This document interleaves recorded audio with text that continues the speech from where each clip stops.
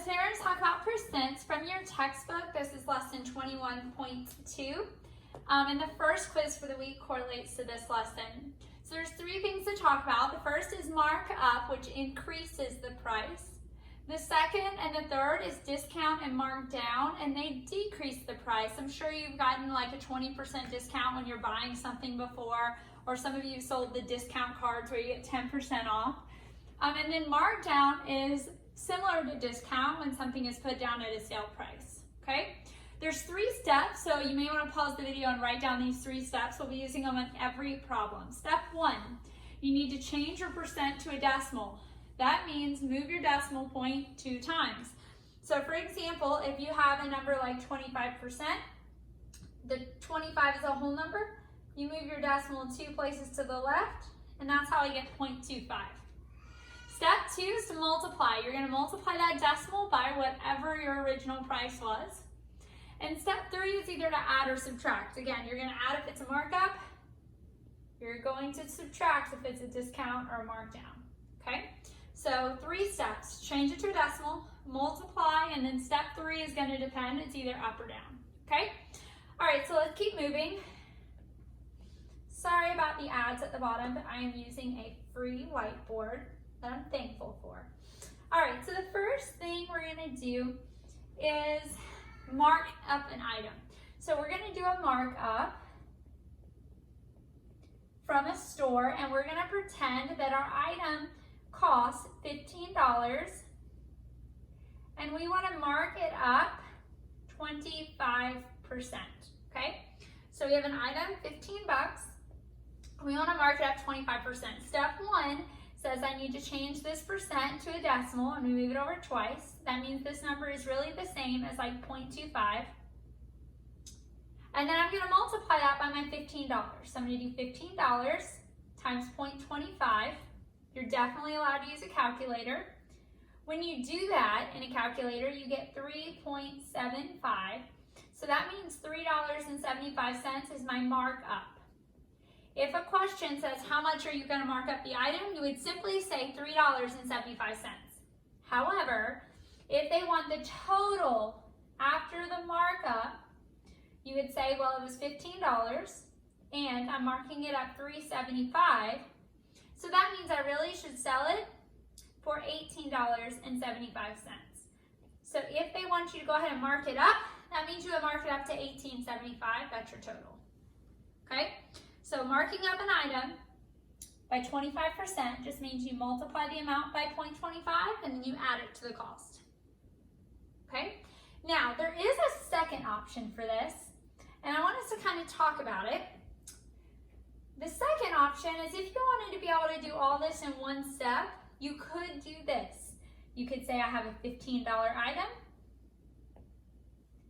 Oops, sorry.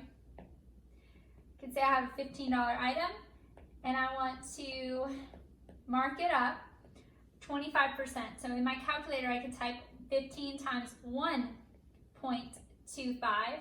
And if I do that, it actually gives me $18.75 in one step. So some people prefer that because it's one step. You just have to remember to add a 1 in front of your decimal point so that it will include the 15. Because if you do 15 times 1, it's already adding back the 15. Okay? All right, so I want to go over one quick thing real quick before we leave markup.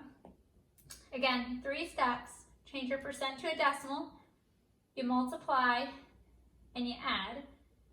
But I want to go over one thing real quick with us before we move on. If I'm looking at algebraically, so with letters, if something costs $D and I want to do a markup, okay? Let me say I'm going to do a markup of 15%. There's 2 ways I could write that. I could have my 0.15 times D times my price, and then add it to the price. Okay, so you find your markup, and then you add it back to the price. Or you could say 1.15 times the price. Both of those will give you the exact same answer. So in the other videos online, this is called option 1, which is my method, and this is called option 2. I just like to show you both, okay? All right, so let's move on. Just wanted to show you what it looks like algebraically. You have one question like that on your quiz. All right, so the next thing we're going to do one more of markup. So we have a markup. Our item is $20, and we want to mark it up 26%. Okay, so if I start, my item is $20. I'm going to multiply that by my decimal, so 26% is like 0.26. And when I do that, I get a number that's 5.2 or 5.20 if I'm talking money. This is the markup. Then since it's a markup, you have to add it to the price. So my original item was $20.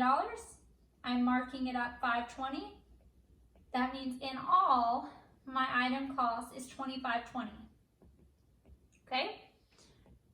Sometimes they may just want the markup, sometimes they may want the total. All right, last thing for this video is discount and markdown.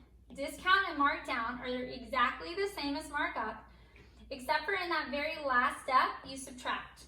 Okay? So discount and markdown, since it's getting cheaper, we have to subtract.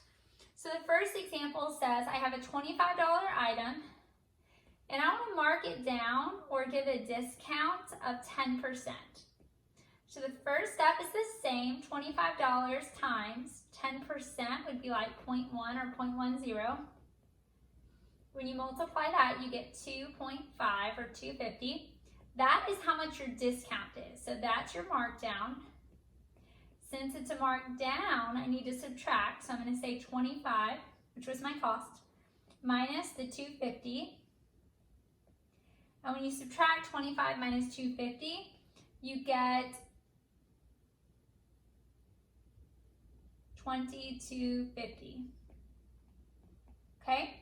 So that's my final price. So that's the price after the markdown. Pretty simple. All right, our last one, we're going to do a quick discount problem. The discount problem starts with an item that is $45, and we want a discount of 30%. I'm sure you've seen signs like that in stores before. So I'm going to start, and you turn that percent to a decimal, so move it twice, so 0.30. Take my item, $45, multiply it by my 0.30 for my discount. That gives me a discount of $13.50. That is my discount. Since it's a discount, that means I get it off of the price. So I'm going to start with $45, and I'm going to subtract $13.50 because it's a discount. When I subtract that, I get $31.50. So that means my final price for the item is $31.50. That should make sense because your final price should be cheaper if you're getting a discount. Okay? So this is discount, markup, markdown.